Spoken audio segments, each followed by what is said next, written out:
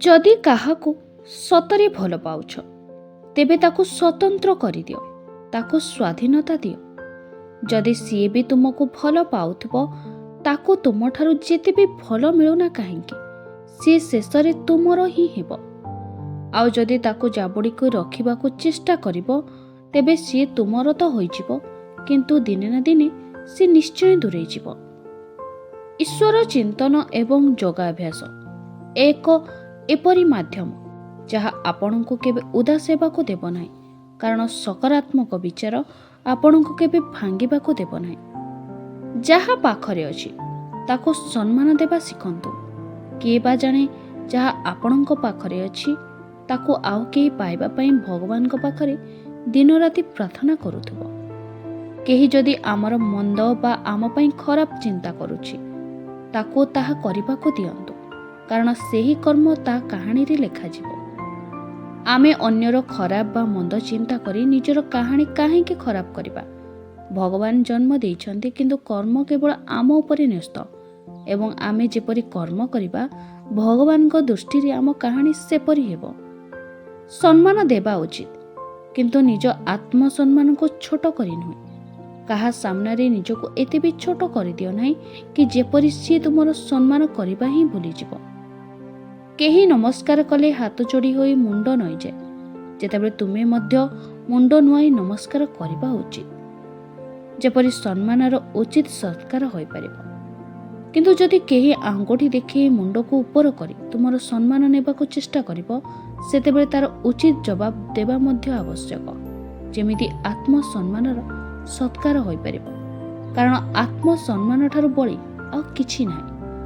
ବାଟରେ କଣ୍ଟା ପଡ଼ିଥିଲେ ବାଟ ବଦଳେଇ ଚାଲିବା ଚାଲାକି ହୋଇଥାଏ, କିନ୍ତୁ ଯଦି ବାଟ ବଦଳିବା ସହ ଉଦ୍ଦେଶ୍ୟ ଏବଂ ଲକ୍ଷ୍ୟ ବି ବଦଳିଯାଏ ତେବେ ହାରିବାଟା ନିଶ୍ଚିତ ହୋଇଥାଏ। ଲୋକ କ'ଣ କହିବେ, ଏହି ଗୋଟିଏ କଥା ଅନେକ ସ୍ୱପ୍ନ ଭାଙ୍ଗି ଦେଇଥାଏ, ଅନେକ ହୃଦୟକୁ ଉଦାସ କରିଦିଏ। କିନ୍ତୁ ବୁଦ୍ଧିମାନ ସିଏ ଯିଏ ଲୋକଙ୍କ କଥାକୁ ଅଣଦେଖା କରି ନିଜ ସ୍ୱପ୍ନ ପାଇଁ ଲଢ଼ିବା ଜାରି ରଖିଥାଏ।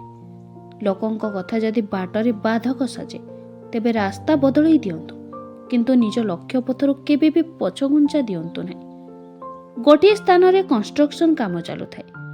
ସମ୍ପୂର୍ଣ୍ଣ ଉପର ଫ୍ଲୋରରେ ରହି ଜଣେ ସୁପରଭାଇଜର ଥାନ୍ତି। ସମସ୍ତଙ୍କର କାମ ଦେଖୁଥାନ୍ତି, ସମସ୍ତଙ୍କୁ ତଦାରଖ କରୁଥାନ୍ତି। ସେ ବହୁତ ଦୟାଶୀଳ ହୋଇଥାନ୍ତି, ସେଥିପାଇଁ ବେଳେବେଳେ ତାଙ୍କ ଦରମା ଟଙ୍କା ସେ ତଳେ କାମ କରୁଥିବା ୱାର୍କରଙ୍କ ସହ ବାଣ୍ଟି ଦିଅନ୍ତି। ଦିନେ ଗୋଟିଏ ନୂଆ ୱାର୍କରଟିଏ ଆସିଥାଏ। ସୁପରଭାଇଜର କେଜାଣି ଗୋଟିଏ 100 ଟଙ୍କିଆ ନୋଟଟିଏ ତଳକୁ ଫିଙ୍ଗିଲେ। ତଳେ ଥିବା ନୂଆ ୱାର୍କର ଜଣକ କେହି ନ ଦେଖିଲା ଭଳି ନୋଟଟିକୁ ଉଠେଇ ପକେଟରେ ରଖିଥିଲା। ସୁପରଭାଇଜର ଭାବିଲା ମୁଁ ତାକୁ ନୋଟ ଫିଙ୍ଗିଲି, କିନ୍ତୁ ସେ ଧନ୍ୟବାଦ ତ ଦୂରର କଥା ଟିକେ ଉପରକୁ ବି ଚାହିଁଲା ନାହିଁ। ଠିକ୍ ତାର ପରଦିନ ଏବେ 100 ଟଙ୍କିଆ ନୁହେଁ ବରଂ 500 ଟଙ୍କିଆ ନୋଟଟିଏ ଫିଙ୍ଗିଲେ। ୱାର୍କର ଜଣକ ପୂର୍ବ ଭଳି ସେହି 500 ଟଙ୍କିଆ ନୋଟଟିକୁ ନିଜ ପକେଟରେ ରଖିଲା। ସୁପରଭାଇଜର ପୁଣି ଭାବିଲା ମୁଁ ତାକୁ ପଇସା ଦେଉଛି, ସେ ଟିକେ ଉପରକୁ ବି ଚାହୁଁନାହିଁ କି ପଇସାଟି କେଉଁଠି ଆସୁଛି। ଆଶ୍ଚର୍ଯ୍ୟର କଥା। ଠିକ୍ ତା ପରଦିନ ପୂର୍ବ ଭଳି 500 ଟଙ୍କିଆ ନୋଟଟିଏ ତଳକୁ ଫିଙ୍ଗିଲେ ଏବଂ ଆଶା ରଖିଲେ କି ବୋଧ ହୁଏ ସେହି ୱାର୍କର ଜଣକ ନିଶ୍ଚୟ ଉପରକୁ ଚାହିଁବ। ୱାର୍କର ଜଣକ ପୂର୍ବ ଭଳି ସେହି ନୋଟଟିକୁ ଲୁଚେଇ ପକେଟରେ ରଖିଲା, କିନ୍ତୁ ଉପରକୁ ଚାହିଁଲା ନାହିଁ। ଏଥର ସୁପରଭାଇଜର ମନେ ମନେ ଭାବିଲା ଠିକ୍ ଅଛି, ଏବେ ମୁଁ ଦେଖିବି ତୁ କେମିତି ଉପରକୁ ଚାହିଁବ ନାହିଁ। ଏତିକି ଭାବି ଗୋଟିଏ ଛୋଟ ପଥରଟିଏ ଫିଙ୍ଗିଲେ। ପଥର ସିଧା ଯାଇ ସେଇ ୱାର୍କରର କାନ୍ଧରେ ବାଜିଲା। ୱାର୍କର ଜଣକ ଏବେ ଉପରକୁ ଚାହିଁଲା ସୁପରଭାଇଜରକୁ ହସୁଥିବାର ଦେଖି ଏବଂ ଜାଣିପାରିଲା ପଥର ଏବଂ ଟଙ୍କାକୁ ଉଭୟ ସୁପରଭାଇଜର ହିଁ ଫିଙ୍ଗୁଥିଲେ। ଦର୍ଶକ ବନ୍ଧୁ, ସେହି ୱାର୍କର ସ୍ଥାନରେ ନିଜକୁ ଏବଂ ସୁପରଭାଇଜର ସ୍ଥାନରେ ଭଗବାନଙ୍କୁ ଭାବନ୍ତୁ। ଯେତେବେଳେ ଆମ ଜୀବନରେ ଖୁସି ଥାଏ ଆମେ ସବୁ କିଛି ଭୁଲିଯାଉ, ଏମିତିକି ଭଗବାନଙ୍କୁ ମଧ୍ୟ ଭୁଲିଯାଉ। କିନ୍ତୁ ଯେବେ ଦୁଃଖ ଆସେ ସେତେବେଳେ ଆମର ଭଗବାନଙ୍କର କଥା ମନେ ପଡ଼େ। ମନେ ମନେ ଭଗବାନଙ୍କର ପ୍ରାର୍ଥନା କରୁ, ତାଙ୍କର ସ୍ମରଣ କରୁ। ଟିକେ ବଡ଼ ଦୁଃଖ ଥିଲେ ମନ୍ଦିର ଯାଉ, ଆଉ ଟିକେ ବଡ଼ ଦୁଃଖ ଥିଲେ ତୁମ ହୋମ ତଥା ପୂଜା ଅର୍ଚ୍ଚନା କରିଥାଉ। କେବଳ ଦୁଃଖ ବା ବିପଦ ପଡ଼ିଲେ ଭଗବାନଙ୍କର କଥା ମନେ ପଡ଼େ, କିନ୍ତୁ ସୁଖ ସମୟରେ ଛୋଟ ଧନ୍ୟବାଦ ଦେବାକୁ ଭୁଲିଯାଉ।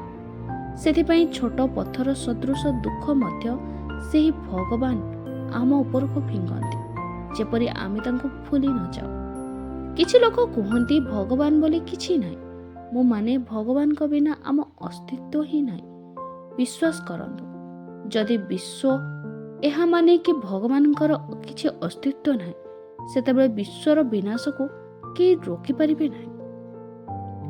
କାରଣ ପାପର ପୁଣ୍ୟର ବିଚାର ଏବଂ କର୍ମର ପରିଣାମ ପାଇଁ ଥିବା ଡର ହିଁ ଆଜି ହିଁ ସମଗ୍ର ବିଶ୍ୱକୁ ବଞ୍ଚାଇ ରଖିଛି। ଯେଉଁଦିନ ଏହି ଡର ସମାପ୍ତ ହୋଇଯିବ, ସେତେବେଳେ ମଣିଷ ପଶୁଠାରୁ ଅଧିକ ହିଂସ୍ର ଏବଂ ଭୟଙ୍କର ହୋଇଯିବ।